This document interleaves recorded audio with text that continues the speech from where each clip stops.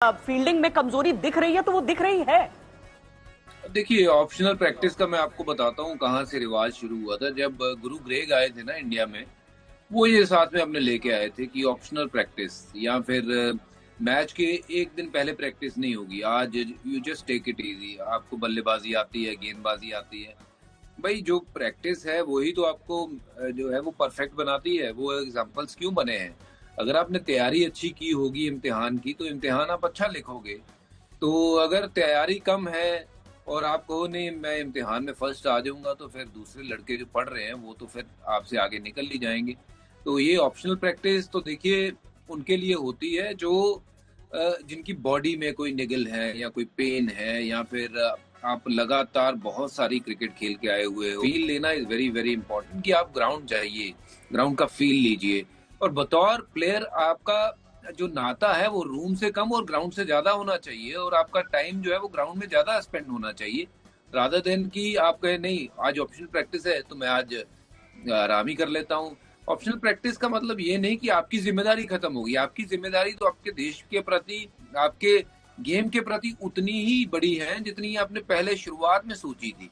आपका जब स्तर एक स्तर से दूसरे स्तर तक जाता है तो आपकी रिस्पॉन्सिबिलिटी तो और बढ़ती है, आपके ऊपर और प्रेशर आता है कि और अच्छा करना है, उसके लिए और मेहनत करनी पड़ती है, जिसमें ग्राउंड में और टाइम लगाना पड़ता है। पर अगर ऑप्शनल प्रैक्टिस के चक्कर में चले जाओगे तो फिर यही हशर होगा। और हम कहते हैं कि हमें सीख मिलेगी, वो कब मिलेगी ये मुझे पता नहीं, क्योंकि यही हमने बातें तकरीबन 2-3 साल पहले 2019 में भी की थी, जब वर्ल्ड कप हार के आए थे वहां से सेमीफाइनल में। और उसके बाद पाकिस्तान ने जब हमें बाहर किया, 10 विकेट से हराया, उसके बाद भी हमने ये बातें करी। आज हमने फिर ऐसा मैच हारा है जो बहुत ज्यादा दुखा है, जो बहुत ज्यादा दिल को चुभा है। तो आज भी हम यही बात कर रहे हैं कि हमें यहाँ से सीख मिलेगी। वो सीख तो हर बार मिलती है, बट उसका अमल नहीं हो रहा है। उसका अमल होना जरूरी है। मैं नहीं कहता हूँ कि हर बार इंडिया खेले और वो वर्ल्ड कप ही जीते गए और इंडिया ही सिर्फ जीते, बट लड़ाई होनी जरूरी है। वो जब दो पहलवान लड़ते हैं तो वो लड़ाई होनी जरूरी है। उसमें चाहे एक ही हार होती है, कोई बात नहीं, बट हम हारेंगे तो लड़के हारेंगे। वैसा नहीं दिखा, जिस कारण थोड़ी सी परेशानी का सबब बना हुआ है मेरे दिमाग में। ऐसा चल रहा है कि ऐसे कैसे हो सकता है कि फाइट ना हो। हमने चांस ही नहीं क्रिएट किया कोई। बट वो चांस क्रिएट करने के लिए क्या हमने चीजें ठीक करी? क्या हमने बॉलिंग लाइन लेंथ अच्छी करी? क्या हमने पहले 10 ओवर बल्लेबाजी अच्छी करी? तो बहुत सारी चीजें हैं श्वेता जो ठीक नहीं हुई है।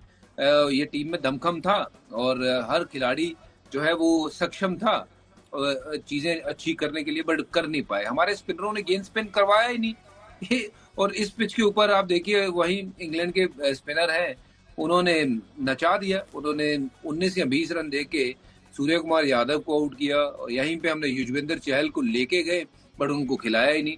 तो कमाल है ये सोच भी कि कैसे हम चीजों के बारे में सोचते हैं। एटलीस्ट उस स्पिनर को तो खिलाओ जो बॉल को स्पिन कराता है।